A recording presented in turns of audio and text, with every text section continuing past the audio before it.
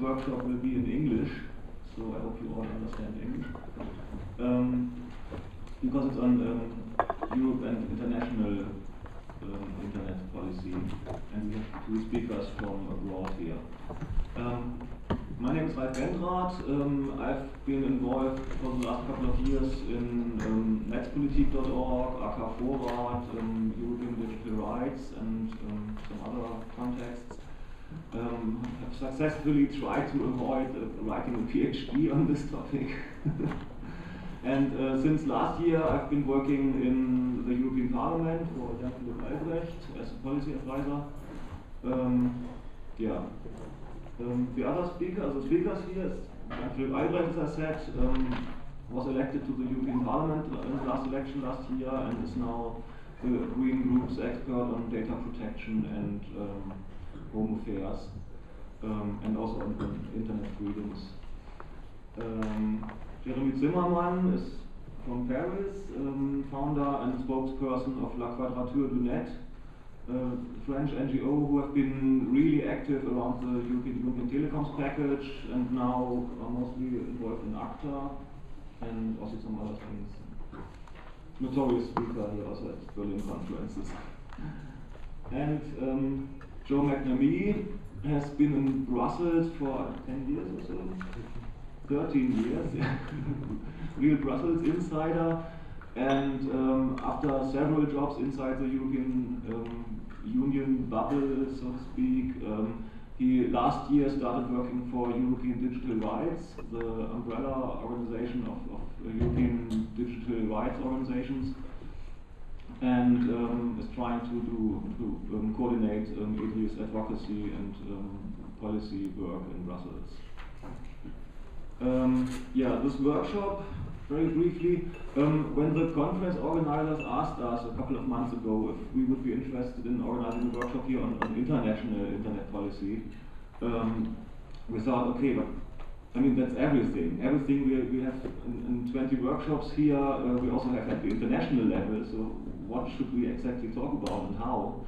And then we thought, okay, maybe we just go through a couple of examples very briefly and try to use them to illustrate the larger picture, which is what also we in Brussels are mostly interested in. How can you come up with sensible European rules, sensible European law on internet policies, which also have a global effect? You know, there's still no global data protection convention, for example. There's no global, internet freedom bill of rights or whatever. The World Summit on the Information Society a couple of years ago has tried to go into that direction, but there's no global binding standard. So it's really important what we do on the European level, but it also affects, of course, other states. And we will try to go through a couple of examples and see how these things interfere, why sometimes also things like ACTA are not negotiated in the European Union context, but in some other contexts. So in the end, to try to develop a better understanding of how international and European policy making works and what we can do about it in order to get to a good digital policy. Okay, Jan will start. Yeah, okay, thanks. Good morning everybody. So my name is Jan-Philipp Albrecht.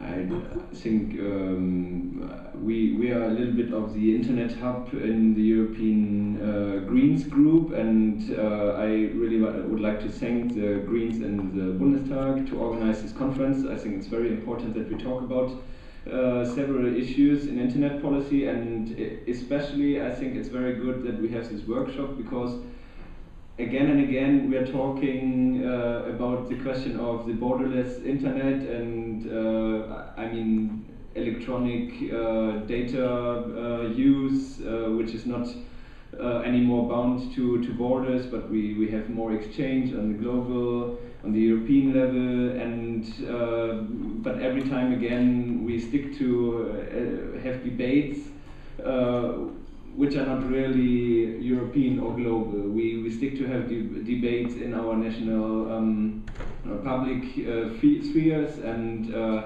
I think it's very good that we have Jérémie and Joe here, because they are opening up this, and they are working very much on the European and on the global level to have those debates, and they are going into the parliaments. They're going around in the European Parliament the whole time to bring information in, which is first of all the most important thing we have to do at the moment, because everybody's debating about problems coming up in the internet, freedoms being interfered and so on, but there's no real information about what exactly is going on, what exactly has to be regulated from the politics, and there I think we have to do much more information sharing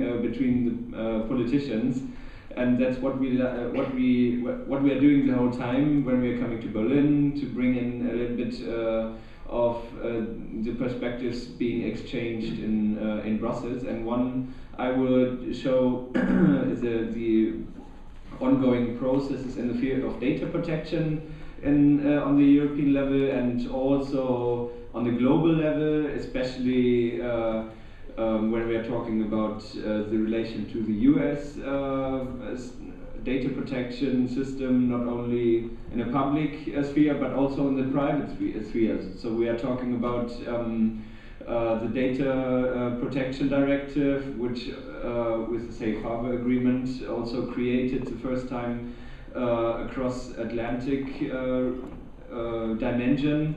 And now we have to talk about how we want to reform it. So, and there are several problems which are not solved in this directive, which is from 1995.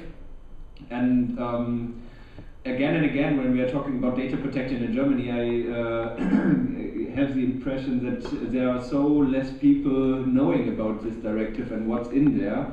Although it's the main data protection legislation all over the European Union, so also in the member states. So the Bundesdatenschutzgesetz, it's mainly transformation of provisions and principles laid down in this data protection directive. I mean, it's older, but it has been changed to this, and also, of course, the data protection directive changed especially the laws of other member states.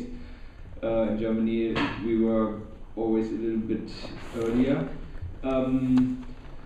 It is the first real laid down regime all over the European Union member states. I mean, we had the Convention 108 from the European Council of Europe, sorry, I always mix it up like everybody. Council of Europe, which is not the European Union, but which first of all laid down principles, and this directive was following up those principles laid down in the Convention 108, and it's about the general protection principles, but also, I mean, this is a very important thing we have in the European Union, especially we had a long tradition in Germany about independent data protection authorities, and the external dimension, like what are the conditions when we transfer data to third countries, especially what are the conditions when we transfer when companies are transferring data to the outside world, or when companies are sitting in third countries.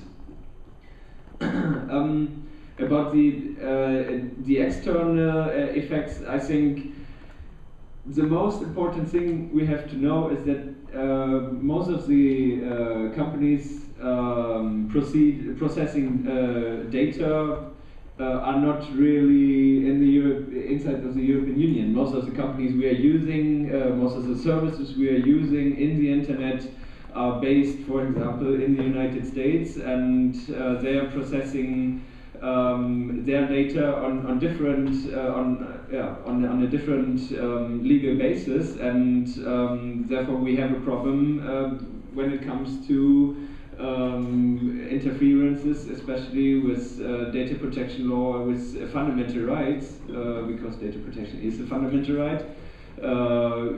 And we have it written down now in the Charter for Fundamental Rights, which is binding, and also in the Treaty of the European Union.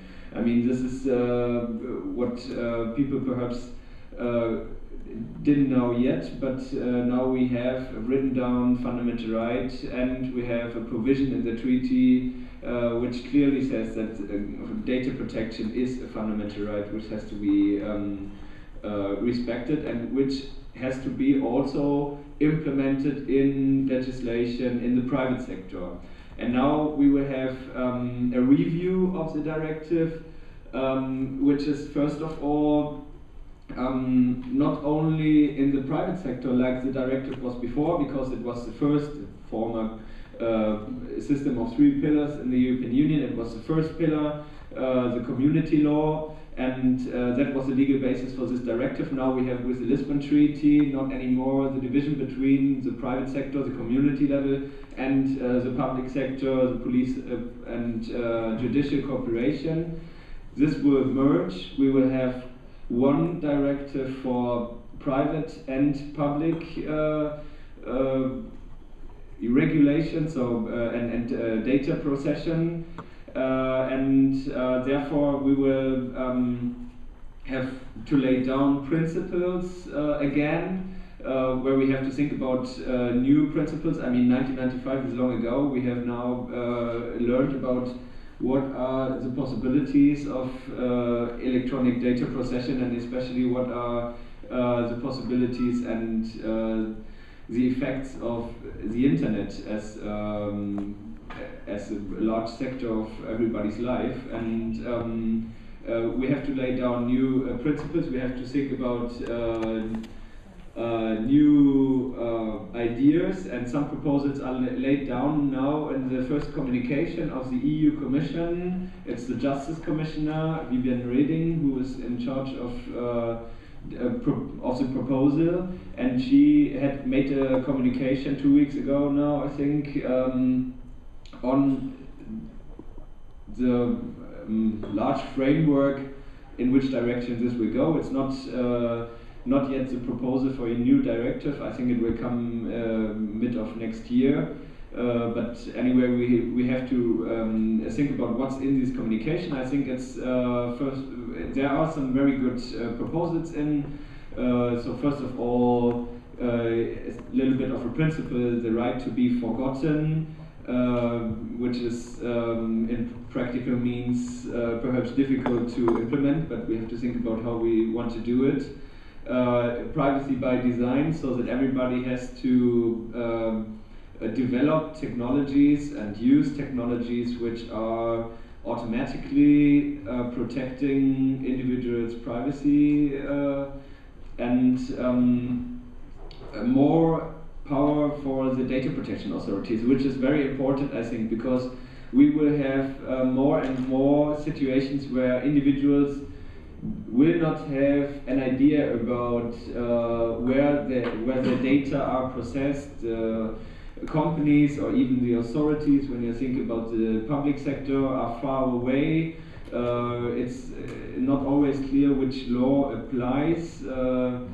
Going back to the Safe Harbor Agreement, it's a big question if we want to stick to have the law of the company apply, or if we want to think about the customer's law. So if a German customer's data are processed, so then the German law could be applied, which is not about the Safe Harbor Agreement. There we said if something is, if there is an adequate protection level, then the law of the company, so the US law, will be applied, which is for the individuals a bad situation because they are far away, and therefore we need stronger data protection authorities.